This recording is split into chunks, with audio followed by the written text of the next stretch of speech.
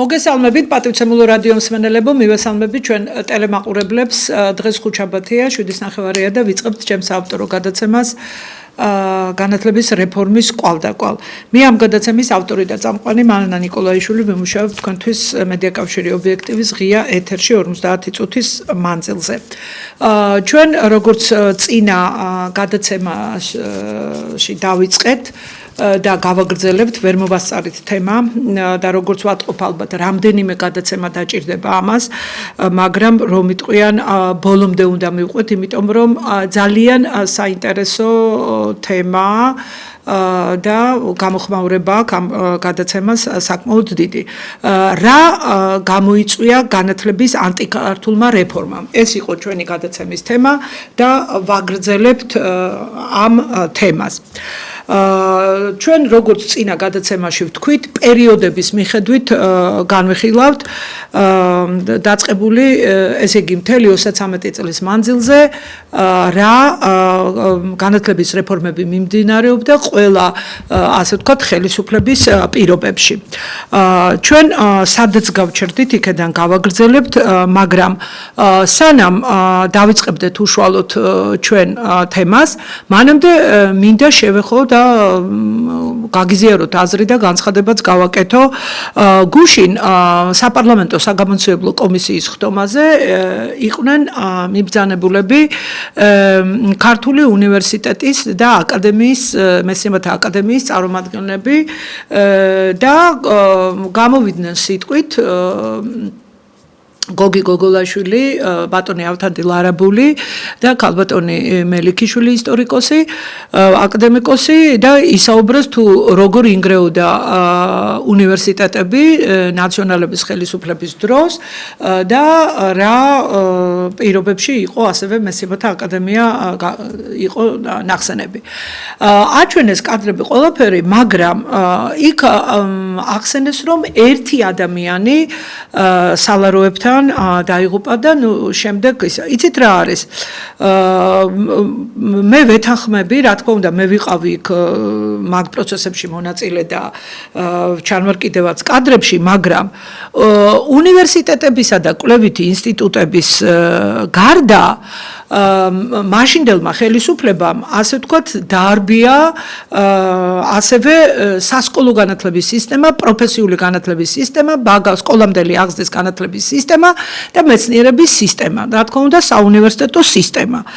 და რატომღაც უამრავი 10,000-ობით მასწავლებელი გაუშვეს, ასევე გაუშვეს სკოლებიდან ხელმძღვანელი მუშაკები, დირექტორები, ასევე გაუშვეს პროფესიული სასწავლებლებიდან, როგორც მასწავლებლები, ასევე ხელმძღვანელი მუშაკები, ბაგაბაღებიდან გაუშვეს ხელმძღვანელი მუშაკები და მასწავლებლებიც მეტნაკლებად და უნივერსიტეტებზე და სკოლებზე და თვით განათლებისა და მეცნიერების სამინისტროდან ყველა გაუშვეს და მთელი სისტემიდან ხელმძღვანელი მუშაკები გაუშვეს. მთელი სისტემიდან, ანუ ხომ იყო ოლქების სამმართველოები იყო და განათლების განყოფილებები შედიოდა ამ ოლქების სამმართველოში. ერთ დღეს, ერთი ბრძანებით გამოიცა ერთი ბრძანება და ყველა გაათავისუფლეს საქართველოს მასშტაბით. ყველა საოლქო სამმართველო გააუქმეს და გაათავისუფლეს თანამდებობის პირები, განათლების განყოფილებები, ყველაფერი და ყველა გაუშვეს. ასევე ერთი ბრძანებით გაუშვეს მთლიანად სამინისტროს აპარატი და სამინისტროს ქვეშ სტრუქტურებიდან ხალხი. ყველას შეუწყდა შრომითი ხელშეკრულებები და ამას რატომ არ ახსენებს პარლამენტის საგამოძიებო კომისია, მე ვერ გავიგე და ალბათ საჭიროა ამ კომისიასთან დაკავშირება და არ ვიცი, აუცილებლად უნდა დაინტერესდნენ ამით. შემდეგ ერთი მუხლი ჩადეს ზოგადი განათლების კანონში, ისევე როგორც უმაღლესი განათლების კანონში და უმაღლესი განათლების კანონის მიღება იწევდა შრომითი ხელშეკრულებების შეწყვეტას მიუხედავად იმისა, რომ ეს ადამიანები იყვნენ კონკურსის წესით ჰქონდათ აკადემიური თანამდებობები დაკავებული და რექტორები იყვნენ მაშინდელი არჩეულები, რექტორები გაუშვეს, დეკრეტი გამოსცა სააკაშვილმა და გააჩერა მთელი უნივერსიტეტების მუშაობა. ხოლო 2005 წლის გაზაფხულზე მიღებული იქნა ზოგადი განათლების კანონი და იქ ჩაიდო ასეთი მუხლი, 59 მუხლის პირველი პუნქტი, რომ ამ კანონის მიღება იწევდა მაშინ 80,000-მდე მასწავლებელი იყო და ყველას გაშვებას, ანუ შრომითი ხელშეკრულება ავტომატურად უწყდებოდა აი იმ კანონის ძალაში შესვლისას, ზოგადი განათლების კანონის ძალაში შესვლისას. ეს არის უპრეცედენტო რამ, რომლის მსგავსი საერთოდ მსოფლიოს არც ერთ ქვეყანაში არ დაფიქსირებულა. ესე იგი, კანონის მიღება რატო უნდა ნიშნავდეს იმას, რომ ყველა მასწავლებელს, ყველა ხელმძღვანელ მუშაკს გაუშვა სახლში, ხელმძღვანელი მუშაკები დაითხოვეს, ხოლო მასწავლებლებს მუდმივი უვადო შრომითი ხელშეკრულებები შეუწყდა, ვინც არ უნდათ გაუშვეს სახლში და ნუ რა ვიცი, ზოგიერთებს დაუდეს, ერთთვიანი ხელშეკრულებები შემოიღეს, სამთვიანი, შემდეგ 6-თვიანი, 9-თვიანი და ნუ ამაზე დაგჭირდა მთელი ბრძოლა. ეს არ შეიცვალა და მაშინ როცა სააკაშვილს მოუწია გადადგომა ვადაზე ადრე საპრეზიდენტო ვადის ამოწურვამდე, აი მაშინ კეთილი ინება და დადო პირობა, რომ აუცილებლად უვადო შრომით ხელშეკრულება შემოვიღებო. მაგრამ თლად უვადო ეს არ ყოფილა, რამდენიმე წლიანი შრომითი ხელშეკრულებები დაიდო მასწავლებლებთან. მაგრამ ყოველ შემთხვევაში 1 თვიანს, 3 თვიანს და 6 თვიანს და 1 წლიანს ნამდვილად ჯობდა. აი ესენი უნდა იყოს, ასევე უნდა იყოს საგამოძიებო კომისიის მიერ გამოკვლეული ამდენი სკოლები რომ დაიხურა 60%-ზე მეტი, 100-დენივე და უფრო მეტი ბაგაბაღები, პროფები, აი ეს შენობები ვის გადაეცა, სად არის, პრივატიზება მოხდა, მითვისება მოხდა, რა მოხდა, ეს შენობები საგანმანათლებლო დაწესებულებების ყველას ჰქონდა ძალიან დიდი ნაკვეთები, ზოგს ჰექტრობით, სად არის ეს მიწები, ვიზია გადაცემული, ნუ კაბინეტ ლაბორატორიებით გამავეჯი და რაღაცა და განსაკუთრებით კაბინეტ ლაბორატორიები გაიყიდა თურქეთის და ირანის ბაზრობებზე და აი ეს უნდა მოიკითხოს კომისიამ და უნდა გამოიკლიოს. ეს არის სამართლიანობის აღდგენა და რაც შეეხება გარდაცვლილ ადამიანებს, რამდენიმე ათეულია ეს ადამიანები და ეროვნულ სასწავლო გეგმებში სასწავლო საათების შემცირება გააკეთეს, ეს არის მილიონობით და უკვე მილიარდობით თანხები და ეს თანხები გადანაწილდა შემდეგ სხვადასხვა პროგრამებზე.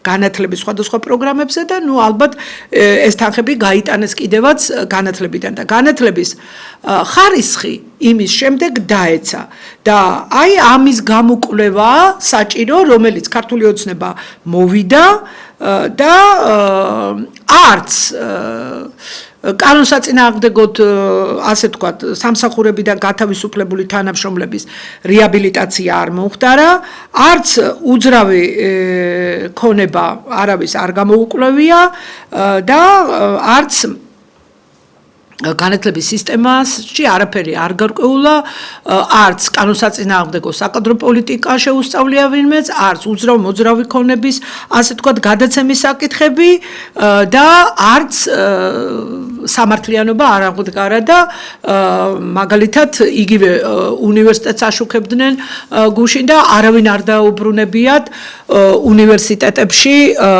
თავიანთ, ასე ვთქვათ, თანამდებობებზე. იმის შემდეგ ჩატარდა რამდენიმე კონკურსი, ხო?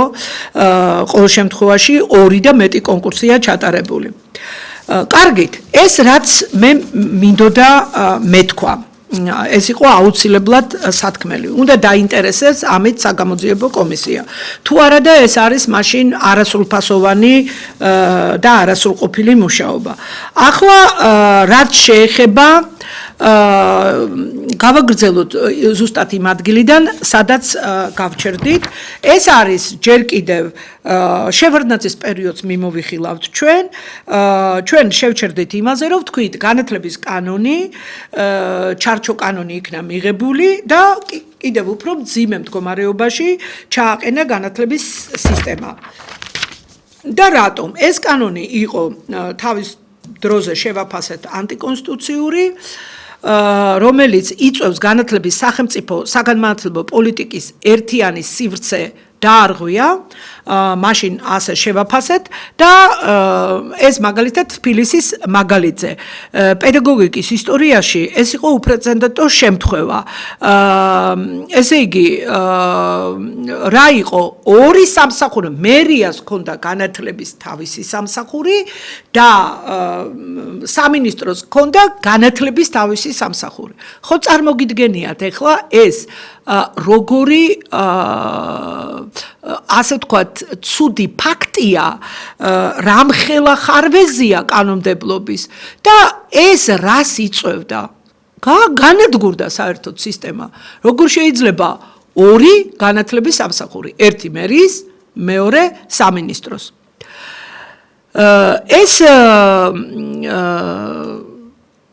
იწვევდა და განათლების სისტემის მართვის ხარჯების გაძვირებას. შემოვიდა მკვდარი ინსტიტუტები კიდევ ამ კანონით აკრედიტაციის საბჭო და სასკოლო ოლქები. აი ახლა მე ვსაუბრობდი შესავალ სიტყვაში. შეიძლებოდა განათლების კანონში ჩაწერილიყო მუხლი, რომელიც სიტუაციას გამოასწორებდა, მაგრამ არ ჩაიწერა. საშუალო განათლება სავალდებულოა, საშუალო პროფესიული და უმაღლესი განათლების მიღებას თავის ხარჯზე უზრუნველყოფს სახელმწიფო. აი ეს უნდა ჩაწერილიყო, მაგრამ არ ჩაიწერა. იყო ისევ შეიძლებოდა რომ კონსტიტუციაში ყოფილიყო ის დაწყებითი განათლება სავალდებულოა, საერთაშორისო ორგანიზაციები არ აძლევდნენ ამის უფლებას, მაგრამ კანონს შეიძლება განესაზღვრა, რომ საშუალო განათლება არის სავალდებულო. არა საყოველთაო, არამედ საშუალო განათლება. შემდეგი ფაქტორი. როგორც ვიცით, მე ერთი გადაცემა მიუძღვენი ამას წინებზე, დამატებითი საერთოდ ფასიანი სწავლება შემოიღეს მესამე საფეხურზე, მაგრამ ამის გარდა დამატებითი ფასიანი მომსახურება შემოიტანეს პირველ მე-11 კლასებში. დაუშვა ამ კანონმა განათლების სტანდარტზევით სწავლებისათვის. აი ახლა განვიხილოთ ეს. აქ უნდა გამოვყოთ შემდეგი ფაქტორები. პირველი, დამატებითი ფასიანი მომსახურების ფორმა შემოიღეს მაშინ, როცა სტანდარტები არ იყო დაწერილი. მაშინ რა სტანდარტზევით ნორმებზეა საუბარი? ანუ სტანდარტიზაცია არ იყო მომხდარი. მეორე, სტანდარტზევით სწავლების შემოღებასთან ერთად უნდა ყოფილიყო ფინანსური ანაზღაურების ნორმატივები და წესი. არც მაშინ იყო დამტკიცებული და არც ახლა სტანდარტზევით სწავლებაზე ეს ფასის ნორმატივი დაწესებული. მესამე, იყო მოსაზრება, რომ სტანდარტზევით სწავლება სახელმწიფო დაწესებულებაში არ უნდა ხდებოდეს.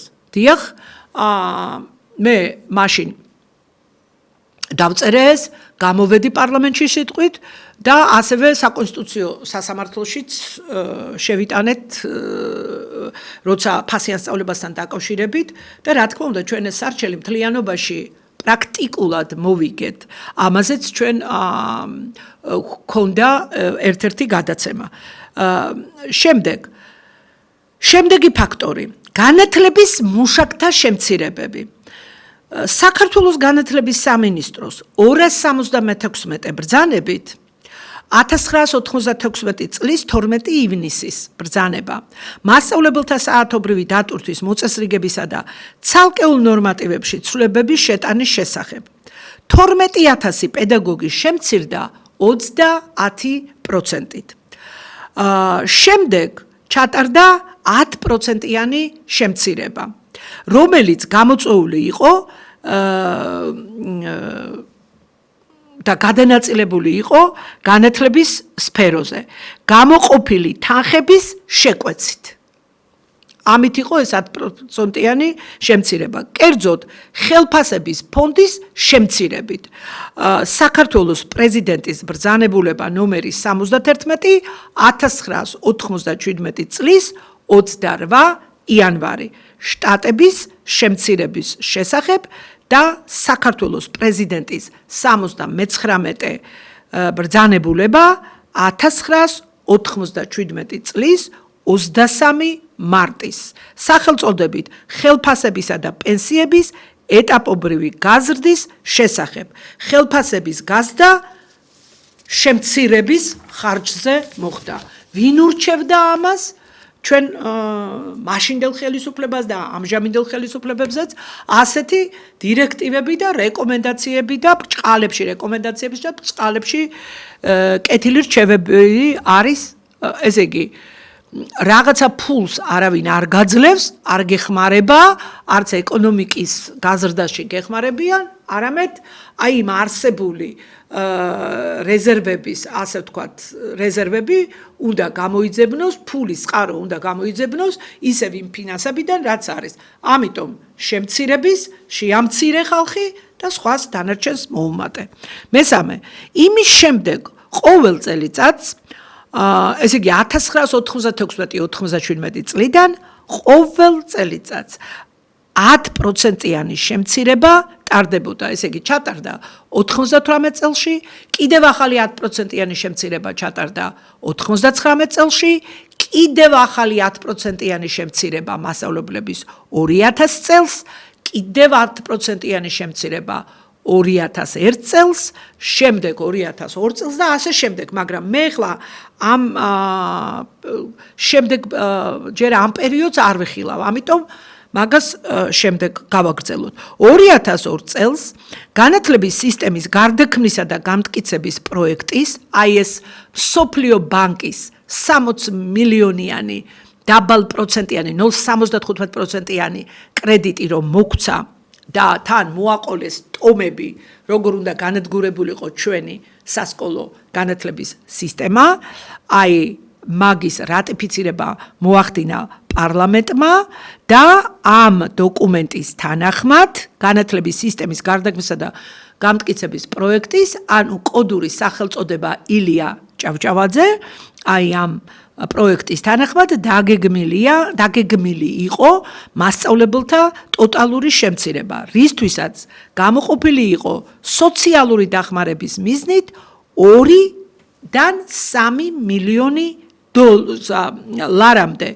ესე იგი, საქმე გვაქვს ადგილების გამოსყიდვასთან. ჯერ კიდევ წერდი მე და გამოდიოდი სხვადასხვა მასმედიის საშუალებებით თუ პარლამენტშიც და ასევე დაგეგმილი იყო სკოლების ოპტიმიზაცია და კონსოლიდაცია მოსწავლე-მასწავლებლის კოეფიციენტის გაზრდის გამო და ამან გამოიწვია სკოლების დახურვა და ასევე მასწავლებლების შემცირება და აი იგივე სახელფასო ფონდის დატოვება და სხვას როგორ მოემატება, ანუ ბავშვთა ფინანსური კლასებიც უნდა შეერთო, ბავშვთა რაოდენობა უნდა გაზარდო და მასწავლებლების რიცხვი უფრო მცირე იქნება საჭირო.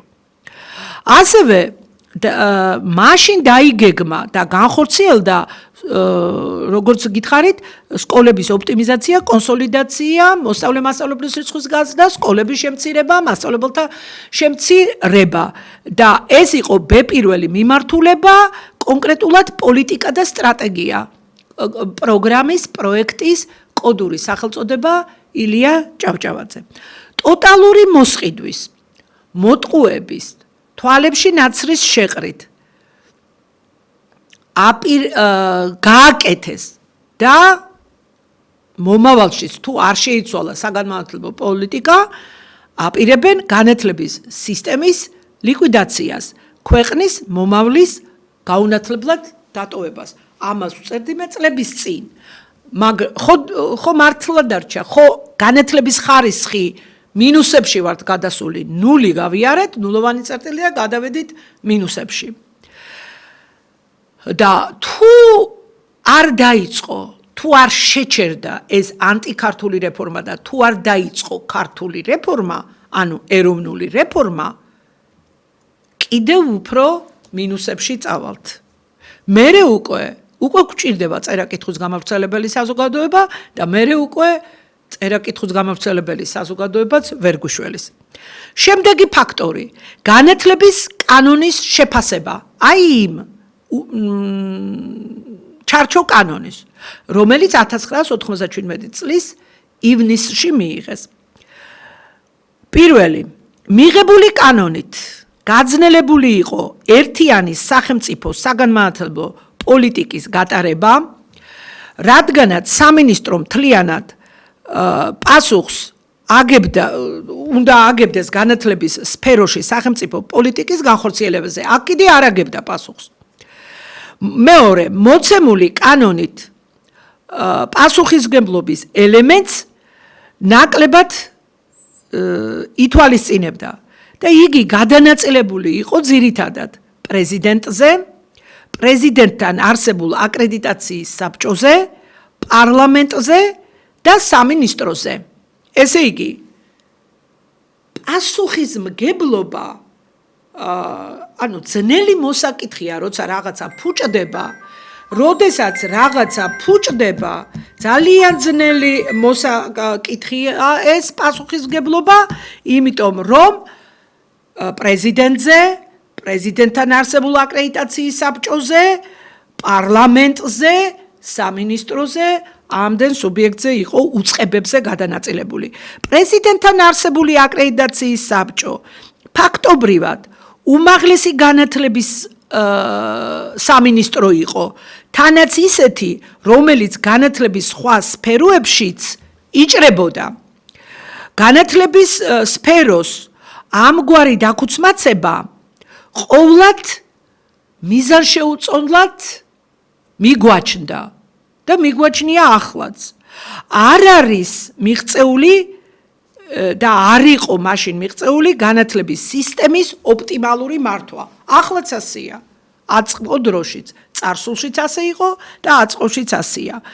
მართვის სათანადო დონეზე წარმართვისათვის საჭირო იყო და ახლაც აწყოშიც ვთქვათ, საჭიროა პირველი კვალიფიციური კადრები, მეორე კადრების დაწინაურების მართებული და მოქნილი მექანიზმები, არც მაშინ იყო და არც ახლა, არ არსებობდა და არც ახლა არსებობს ხელმძღვანელი კადრების შერჩევის, მომზადებისა და გადამზადების მექანიზმები, ჩვენთან არანაირი მექანიზმები არ არსებობს, ეს არის ნაცნობობა, ვინ ჩააწყობს. ამით ხდება ხელმძღვანელ თანამდებობებზე კადრების დანიშვნა. იმიტომ არის ესეთი გაუგებარი კადრები ხელმძღვანელ თანამდებობებზე ინიშნებიან. გინდ მინისტრები, გინდ მინისტრის მოადგილეები, გინდ დეპარტამენტის თავმჯდომარეები, გინდ განყოფილების უფროსები და ასე შემდეგ.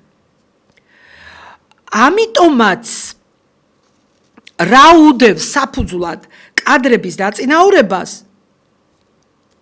გაურკვეველი იყო, მაგრამ მაშინაც და ახლაც უდევს პროტექციონიზმი, ნაცნობობა, მეგობრობა, ჩაწყობა მოკლედ, ნეპოტიზმი. შედეგი სისტემაში მოვიდა იმ დროს და ახლაც მოდის შემთხვევითი ხალხი. რა უწოდოთ ამ შემთხვევით ხალხს? არაპროფესიონალები, კორუმპირებულები. სისტემის გარედან ხდება მოყვანა და არა შიგნიდან დაწინაურება. ნახტომისებურად და არა თანდათანობით. საერთოდ თუ ჩვენ გვინდა კარგი სისტემა, აუცილებლად სისტემის შიგნით უნდა მოხდეს კადრების მიერ თანდათანობით საფეხურები უნდა გაიაროს და უნდა დავაწინაუროთ. მაშინ მივიღებთ ჩვენ ეფექტურ მართვას. დიახ, სანამ გადავალთ ჩვენ ახალ ფაქტორზე და მიზეზზე, ეთერში ზარია. დიახ, გისმენთ. გისმენთ? ალო, გამარჯობათ. გამარჯობათ. მე თვილი ვიყავ ახლა მაგან პოტიშვილის სადაცემა. ალო. გამარჯობათ. ისაუბრეთ, ქალბატონო. აჰა, ეჭიჭო. კარგით, გაიყვანეთ თუ შეიძლება. შემდეგ, აღზრდელობითი მუშაობის რეფორმა არადამაკმაყოფილებლად მიმდინარეობს. ახლაც და მაშინაც არ არსებობდა ეროვნული იდეოლოგია. არც ახლა გაგვაჩნია. აღზრდელობითი სისტემა აი იმ ადრეულ ეტაპზე ასე თუ ისე იყო და მაშინ ჩიოდით რომ არადამაკმაყოფილებლად მიმდინარეობს და ახლა უკვე შემდეგ წლებში მაგალითად 2004 წელს როცა შეიცვალა თვითონ ეს ისა ხელისუფლება 2012 წლებში ახალი კანონები რომ მიიღეს და ის კანონები არავის არ შეუცვლია ზოგადი განათლების კანონი და უმაღლესი განათლების კანონი აღზრდელობითი სისტემა საერთოდ გაიტანეს როგორც სასკოლო სივრციდან, ასევე საუნივერსიტეტო სივრციდან. და ასევე ყველა იმიდან გატანილია რა პროფესიულიდან და ეს არავითარ შემთხვევაში არ შეიძლება. საგანმანათლებლო დაწესებულება არ არის მარტო სასწავლო დაწესებულება. იქ მიმდინარეობს სასწავლო აღზრდელობითი პროცესი ყველა საფეხურზე. შემდეგი ფაქტორი, მე-12 ფაქტორი. განათლების სამეცნიერო მეთოდური საბჭოები რადიკალურ მაშინ რაც არსებობდა რადიკალურ გარდაქმნასა და განახლებას საჭიროებდა. შემდეგში ესენი საერთოდ გააუქმეს. და ძალიან ცუდია ეს რომ გაუქმდა. და რაღაცა გაურკვეველი ექსპერტებს იწვევენ სახელმძღვანელოების შესაფასებლად და რაღაცა 1, 2 და თუ გინდ 3 ექსპერტი იყოს, რაღაც გასაიდუმლებელი ესენი აფასებენ და ღმერთმა უწყის ძალიან არაკომპეტენტური ექსპერტები არიან უმეტეს შემთხვევაში სასკოლო სახელმძღვანელოების, ასე ვთქვათ, შემფასებლად მოწვეულები. შემდეგი ფაქტორი მე-13 განათლების პრიორიტეტულობის პრინციპი არ არის დაცული. მაშინ წერდი მე და არც ახლა არ არის დაცული. ყოველთვის ამბობენ რომ პრიორიტეტულია, მაგრამ არ არის პრიორიტეტული რო ყოფილიყო ამდენი 3 ათეული წლის მანძილზე განათლების სისტემა. მაშინ ისეთი დაფინანსება ექნებოდა და ისეთი სკოლები გვექნებოდა, აი ახლა არ გახდებოდა საჭირო სკოლების რეაბილიტაცია. უკვე რაც დასანგრევი იყო, დაინგრეოდა, რაც ასაშენებელი იყო, აშენდებოდა ახალი და ევროპული სტილის სკოლები გვექნებოდა. მე მაქვს ხედულობაში მატერიალურ-ტექნიკური ბაზა.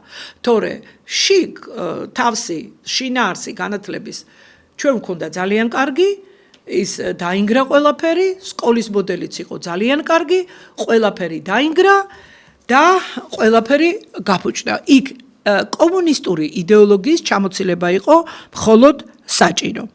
შემდეგ მე-14 რეფორმის შემოთავაზებული განათლების სისტემის მოცემული მოდელი სხვადასხვა საფეხურების სკოლები, ეტაპები, სახეები შემოვიდა ამ კანონით. ეს არ იყო ცუდი. ეს მრავალფეროვნება კარგი იყო. ანუ მონოვარიანტული სკოლა შეიცვალა მრავალვარიანტული სკოლით, მაგრამ ყველა რეგიონისათვის ეს იყო ხელსაყრელი? რა თქმა უნდა, ეს არ იყო ხელსაყრელი. და მაშინ ისმებოდა ასეთი კითხვები. სოფლის სკოლა ხომ არ დაზარალდება?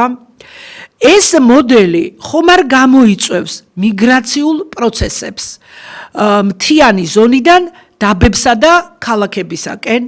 შედეგი, ყველა დასმულ კითხვაზე არის უარყოფითი პასუხი. ანუ პროფილური სწავლების შემოღება უნდათ იმ ეტაპზე, რომელიც ვერ განხორციელდა და ახლა უნდათ განხორციელება. და ახლა რომ უნდათ განხორციელება, ეს ჯერ საერთოდ რა ვიცი 2000 სკოლა საერთოდ რაც რეფორმა დაიწყო 2000 სკოლაზე მეტია დახურული. ნახევარია დახურული.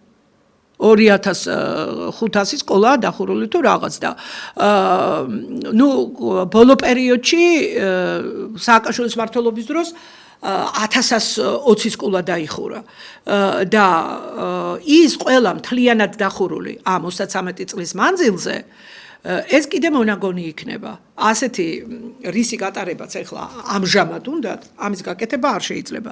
ეს კიდევ გამოიწვევს სკოლების, ასე ვთქვათ, და სოფლების დაცლას.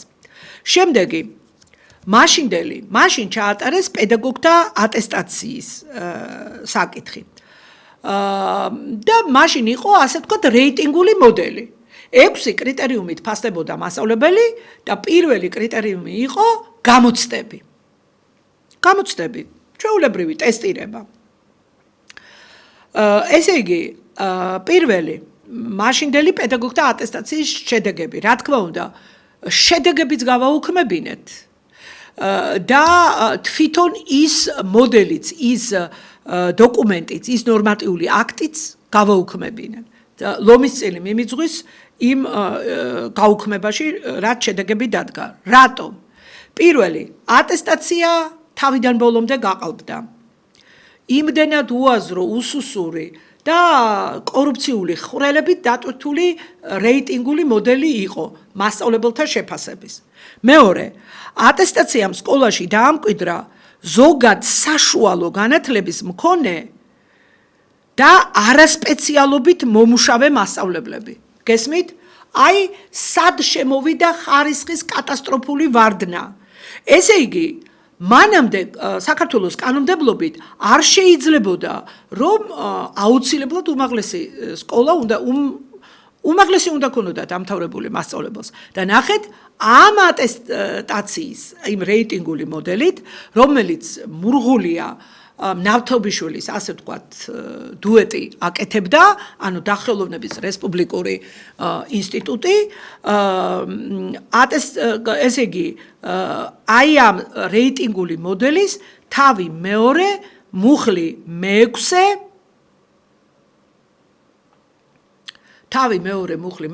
აი ამით შემოიტანეს ზოგად საშუალო განათლების მქონე და არასპეციალობით მომუშავე მასწავლებლები დაამკვიდრეს სკოლაში. ხოლო როდესაც შემდგომში, აი ეხლა რაც სქემა მოქმედებს, ამ სქემით კანონში შეიტანეს 71 მეორე მუხლი, რა თქმა უნდა, საერთაშორისო ევროსაბჭოს, ევროკავშირის რეკომენდაციებით, იმიტომ რომ მაღალჩინოსნებმა მithქვეს, რომ ჩვენ ეს მუხლი არ დაგვიწერია, აბა ვინ შეიტანა თუ განათლების სამინისტრომ, აღმასრულებელმა ხელისუფლებამ წარადგინა, ხო? და მთავრობამ მიიღო, მთავრობამ გადაუგზავნა პარლამენტს და ეს უკვე რამდენი წელია ზოგადი განათლების კანონში დევს მუხლი, რომ ნებისმიერი დარგის ბაკალავრი, ანუ არა პედაგოგი, არა პროფესიონალს შეუძლია დაიკავოს პედაგოგის თანამდებობა. მესამე, საატესტაციო კომისიების და ჯგუფების ეს იყო იმ დოკუმენტის თავი მესამე შექმნის წესი არასწორად იყო გააზრებული. და მეოთხე, მასწავლებელს, ასე ვთქვათ, დააწვა იქ მთელი რიგი ფინანსური მომენტები. ამ ატესტაციის ტრენინგების კურსების გავლა იყო საჭირო, თუ რაღაცები მთელი რიგი. შედეგი რა გამოიწვია ამან? ატესტაცია, რა თქმა უნდა, გაყალბებული იყო, მეორე მეექვსე პარამეტრებით და პირველი, რაც იყო, ანუ ტესტირება გამოცდა, ისედაც გაყალბდა განათლების სისტემის ხელოვნურად და მეთოდურად ნგრევას შეუწყო ხელი ამ ატესტაციის მოდელმა, რომელიც ბრძოლის შედეგად გავაუქმებინეთ. მაგრამ ხელფასები არ დააკლეს ხალხს. ამიტომ ვამბობ მე, რომ ეს საფეხური ჩვენ გავლილი გვაქვს და რატომ ეშინია საქართველოს მასწავლებლობას თუ ეს უვარგისი მასწავლებელთა კარიერული წინსვლის სქემა გაუქმდება, თქვენ ხელფასები არ დაგაკლდებათ, რა თქმა უნდა, და შეიძლება ეს სტატუსებიც გაუქმდეს, მაგრამ ხელფასი არ დაგაკლდებათ და მე მიმაჩნია, რომ მასწავლებლების სტატუსებად არ უნდა იყოს დაყოფილი. და თუ უნდა იყოს მაინდა-მაინც, მაშინ ეს უნდა იყოს დამოკიდებული არა მარტო გამოცდაზე, არამედ განათლების ცენზზე. გამოცდაზე საერთოდ არ უნდა იყოს დამოკიდებული. განათლების აკადემიურ ხარისხზე უნდა იყოს დამოკიდებული. როგორც უნივერსიტეტებშია. და საერთოდ ეს არის ბუნებრივი ფორმა. როგორ შეიძლება აკადემიურ ხარისხს არ მევაქციოთ ყურადღება და ვარიგოთ აქეთ-იქეთ მენტორის და წამყვანის სტატუსები. და იმიტომაც ხართ ჩიხში. მე-16 ფაქტორი. ჩვენი მაშინდელ ხელისუფლებაზე ვწერდი, მაშინდელი ხელისუფლების, მაგრამ ჩვენი ხელისუფლების არასწორი საგანმანათლებლო პოლიტიკა იყო ის, რომ საქართველოს მომავალი თაობის სწავლა აღზრდის საქმეს უკავშირებდა აბრეშუმის გზისა და ნავთობსადენის მშენებლობებს, რაც იყო დამღუპველი. და პირველი, მაშინ ვსვამდი ასეთ კითხვებს, რატომ გვირჩევენ უცხოელი ექსპერტები განათლების შეზღუდვას? და ახლაც რატო გვირჩევენ? ხელსაყრელი იყო თუ არა ასეთი პოლიტიკა სხვებისათვის? რა თქმა უნდა, მათ ქვეყნებში მსგავსი არაფერი ხდება. უცხოელი ექსპერტების მიზნებში შედიოდა და შედის მოსახლეობის სოციალურად დაცვა და ეკონომიკურად ძლიერი სახელმწიფოს ჩამოყალიბება, შეფასება, საგანგაშო მდგომარეობა, ვწერდი მაშინ, ასეთი შეფასება იყო და რა უნდა გაკეთდეს მის გამოსასწორებლად საქართველოს განათლების სისტემაში არსებული პრობლემების გადაჭრის გზების შესახებ,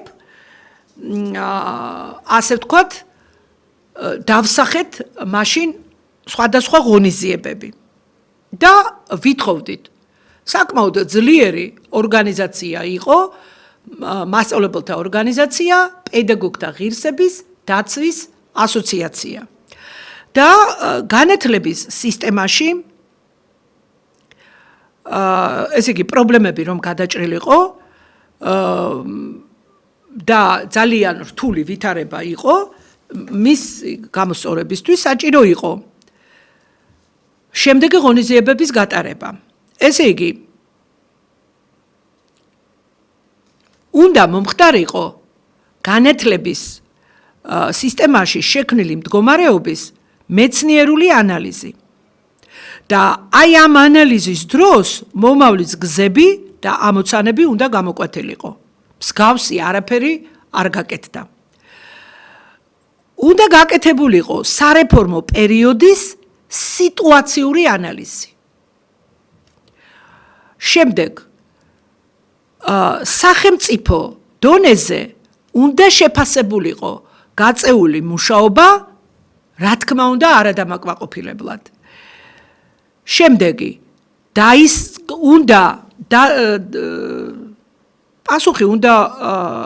პასუხისმგებლობა უნდა დამდგარიყო დამნაშავე პირთა, ასე ვთქვათ, პერსონალური პასუხისმგებლობა. უნდა დათხოვილიყო სამსახურებიდან ყოველ შემთხვევაში დაკავებული თანამდებობებიდან, სადაც ფინანსური საკითხები იქნებოდა დარღვეული. იქ უკვე სისხლის სამართლის მაგასაც ჰქონდა უხვად ადგილი კორუფციას. მაშინდელ ეტაპზე ვსაუბრობ. უნდა დათხოვილიყო სამინისტროს მთელი შემადგენლობა, იმიტომ რომ ამ დამღუპველ რეფორმაში იყო ყველა ჩართული და ხმას არავინ არ იღებდა, მაგრამ ზუგს უკან კულუარებში ყველა ჩურჩულებდა და ჩემთანაც რამდენჯერ უსაუბრია დაწყებული მინისტრიდან, მინისტრის მოადგილეები და ასე შემდეგ. ასევე უნდა შეცვლილიყო კადრები და იქ სადაც უშუალოდ განათლების სამინისტროში არა, სხვა მონათესავე დაუშვათ, ვინც ემსახურება განათლების სისტემას, სხვა სამინისტრო და უწყებებში, ვისაც ჰქონდა შემხებლობა. შემდეგ პრეზიდენტთან უნდა შექმნილიყო საუწყებათა შორისო კომისია, 5-დან 7 კაცამდე უნდა შექმნილიყო ექსპერტთა ჯგუფი, რომლებიც ექსპერტიზას ჩაუტარებდა სარეფორმო დოკუმენტებს, ქვეყნის მასშტაბით უნდა ჩატარებულიყო სარეფორმო დოკუმენტების განხილვები პედაგოგიურ სამეცნიერო საბჭოს სხდომებზე. და უნდა ჩატარებულიყო რაიონული საქალაქო რესპუბლიკური კონფერენციები დღის წესრიგით. პირველი, განათლების სისტემის სიტუაციური ანალიზი, მეორე, ხელმძღვანელი მუშაკების გაწეული მუშაობის შეფასება და რომ შეფასდებოდა არადამაკმაყოფილებლად ის ხელმძღვანელი მუშაკები ყველა დატოვებდა თავიანთ დაკავებულ თანამდებობებს და მესამე, ყრილობის დელეგატების არჩევა. და სამზადისი უნდა ყოფილიყო განათლების მუშაკთა ყრილობის ჩატარებისთვის. ადრე, როდესაც სისტემას გავდა, ყრილობა ტარდებოდა და განათლების მუშაკთა ყრილობაზე ხდებოდა კარგის თუ ცუდის თუ ავის შეჯამება ყველაფრის და პასუხის მოთხოვნაც, დოკუმენტების მიღებაც, სიტუაციური ანალიზიც, მეცნიერული და ყველაფერი. გამოდიოდა ყრილობაზე და სახალხოდ ხდებოდა ყველაფრის განხილვა და შეჯამება. ეს არის დემოკრატიული პროცესი. და ახლა კანონებში ჩაწერეს, რომ დემოკრატიული სისტემა გვაქვსო და სინამდვილეში არის ანტიდემოკრატიული. აბსოლუტურად არავითარი დიალოგი და არავითარი ერთობლივი მუშაობა გადაწყვეტილებების მიღებამდე არ არის. როცა მიიღებენ, როცა გაამზადებენ დოკუმენტებს, მერე დარბიან იქეთ-აქეთ და ტყუილუბრალოდ იღარჯება ბიუჯეტის ფული, თანხები და დააქვთ ეს მაგალითად სქემა რო გააკეთეს. ახლა რო ქალბატონი მანანე რატიანი არის ოპოზიციაში მერა პირველსავე პრეზენტაცია რო ჩატარდა დახურულ ჯგუფთან ექსპერტები რო ვიყავით მიწვეული მე მაშინდელმა მინისტრმა მთხოვა და მივედი იქ რა არ უთხარი ეს სქემა რო იყო კორუფციული ხრელები დატვირთული ეს შევიდოდა ჩიხში ეს არ ემსახურებოდა არაფერს გარდა მასწავლებელთა ინტერესების ასე თქვათ და უფლებების დარღვევისა და სფეროში შემოყავდა განათლების სისტემაში და სფეროში შემოყავდა არაპროფესიონალი და აი ასე ხელოვნური გზებით ხდებოდა დაჭერა ასე ვთქვათ მასწავლებლებისა რომ რაც შეიძლება მეტი მასწავლებელი არ წასულიყო წინ და წინ არ მიიღო მაღალი სტატუსები რომ შემდეგ სახელმწიფო ბიუჯეტიდან ნაკლები ხელფასებზე ნაკლები თანხები დახარჯულიყო ეს მე ხო პირველსავე შეხვედრაზე უთხარი და დაგქონდათ ეს გამზადებული დოკუმენტი რომელიც არ იბეჭდება არსად ნებისმიერი დოკუმენტი როგორ შეიძლება განხილვაზე მოიწვიო ადამიანი ნებისმიერი ნორმატიული აქტი ეს იქნება კანონი პრეზიდენტის ბრძანებულება პრემიერ-მინისტრის განკარგულება დადგენილება თუ რა დოკუმენტიც არ უნდა იყოს სამართლებრივი დოკუმენტი ეს ძალიან ძნელია მისი წაკითხვა გააზრება ეს არ შეუძლია ყველას და არცაა მასწავლებელი ვალდებული რომ დადოს იქ ექსპერტული ისინი მაგრამ რაღაცა წაკითხვის საშუალება ხომ მაინც უნდა მისცე რომ რაღაცა ის თითოეულა შენიშვნა მოგცენ დადიან ტყუილად რას ემსახურება თქვენი სიარული და დოკუმენტების ტარება ეს პრაქტიკა სხვათა შორის შემდეგ გაამძაფრა თვითონ მინისტრები მანამდე ყველა იყო ჩაკეტილი, არავინ არ დადიოდა და ამილახვარმა დაიწყო და ეხლა წულაძე აგრძელებს გუშინ ქონდა შეხვედრა რუსთავის პედაგოგიურ კოლექტივთან 200-მდე მასწავლებელს შეხვდა და რაც თავარია ამილახვარის დროს ეხლა რუსთავის შეხვედრა ჯერ არ გამიგია რა ხდება იმ როგორ დააკომპლექტეს მაგრამ ამილახვარის დროს რა ხდებოდა არჩევდნენ მასწავლებლებს და ნებისმიერ მასწავლებელს სურვილს არ შეეძლო იქ მისულიყო ანუ მორჩილებს რაღაცა და ამას ვეძახით ჩვენ დემოკრატიულ პროცესებს?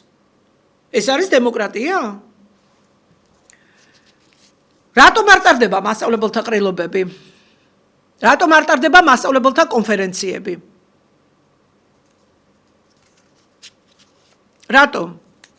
იმიტომ რომ ქვეყანაში ტარდება დამანგრეველი რეფორმები და არ არის საჭიროდ საჯაროდ ამდენი სისტემის თანამშრომლის შეყრა. ნუ რა უნდა გამოცხადდეს იქ? რა მიღწევები გვაქვს? მივდივართ სულ 30 წელზე მეტია უკან და უკან.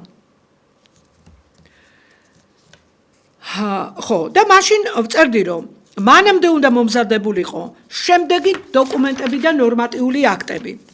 განათლების ეროვნული დოქტრინა, ანუ რასაც წლების წინ წერდი ამას. ჯერ საერთოდ სიზმარში არც ჰქონდათ დანახი ეროვნულ მიზნებს რომ ეძახიან. მეორე დოკუმენტი განათლების ეროვნული რეფორმის სტრატეგიის ძირითადი მიმართულებები, რომელიც ჩვენ ახლაც არ გაგვაჩნია. სტრატეგიის ძირითადი მიმართულებები თუ გაგვაჩნია, ეს არის ანტიქართული რეფორმის და არა განათლების ეროვნული რეფორმის. შემდეგი მესამე დოკუმენტი განათლების ეროვნული რეფორმის კონცეფცია. ახლაც არ გაგვაჩნია. მეოთხე დოკუმენტი განათლების ეროვნული რეფორმის სახელმწიფო პროგრამა და მისი რეალიზაციის გეგმა. არც ახლა გაგვაჩნია. მეხუთე განათლების ახალი კანონის მიღება. მაშინდელი კანონზე ვწერდი რომ ის უნდა შეცვლილიყო. შემდეგში მოხდა ახალი კანონების მიღება. ესეც ცუდი ფაქტორია.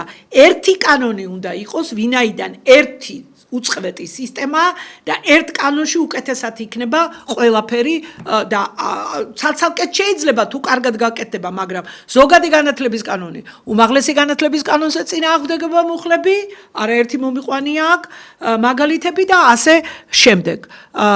ესე იგი, პროფები და სკოლამდელების ეს 4 კანონი ერთმანეთს ეწინააღმდეგება და კიდე მეცნიერების შესახებ კანონი. ეხლა განათლების შემდეგ მე-6-ე კონსტიტუციური ცვლილება უნდა მომხდარიყო განათლების მუხლის მოხდა, მაგრამ მაინც არასრულყოფილია. იქ უნდა ჩაიწეროს საყოველთაო საშუალო განათლების სავალდებულობა. უნდა ჩაიწეროს ეს. და სახელმწიფომ უნდა დააფინანსოს ბაკალავრიატი აუცილებლად. და მე-7-ე სხვა საჭირო ნორმატიული აქტების მიღება. უნდა მომხდარიყო ამ დოკუმენტების ყრილობის მიერ აღნიშნული დოკუმენტების განხილვა და მიღება პრეზიდენტისა და პარლამენტის მიერ საკუთარი კომპეტენციის ფარგლებში ზემოაღნიშნული დოკუმენტების მიღება და შედეგი რა იქნებოდა? ხელის მოწერა უფროსწორად მიიღებდა ყრილობა. ხელის მოწერა შედეგი საკითხისადმი ასეთი მიდგომა გამოასწორებდა განათლების სისტემაში არსებულ საგანგაშო მდგომარეობას, რომელიც დღემდე არ გაკეთებულა და კიდევ უფრო საგანგაშო სიტუაციაა. აი ეს პერიოდი მოვრჩი, მაგრამ თლიანად ჩვენ ეტაპების მიმოხილვა არ დაგვიმთავრებია, როგორც დასაწყისში გითხარით, ალბათ რამდენიმე გადაცემა დაგვჭირდება და აუცილებლად მივიყვანოთ ეს ბოლომდე, იმიტომ რომ დაინტერესება გამოიწვია მსმენელებსა და მაყურებლებში და აუცილებლად მივიყვანთ ბოლომდე. დღევანდელი ჩვენი გადაცემის თემა იყო რა გამოიწვია განათლების ანტიქართულმა რეფორმამ, გაგრძელება ეს არის გადაცემა ნომერი 2 ამ ციკლის. მედია კავშირი ობიექტივის ღია ეთერში მიდიოდა ჩემი საავტორო გადაცემა განათლების რეფორმის კვალდაკვალ. მე ამ გადაცემის ავტორი და წამყვანი მანანა ნიკოლაიშვილი ვიყავი პირდაპირ მედია კავშირი ობიექტივის პირდაპირ ღია ეთერში. ამ გადაცემას გაიმეორებენ შაბათს 5-ის ნახევარზე. ნახვამდის მომავალ შეხვედრამდე.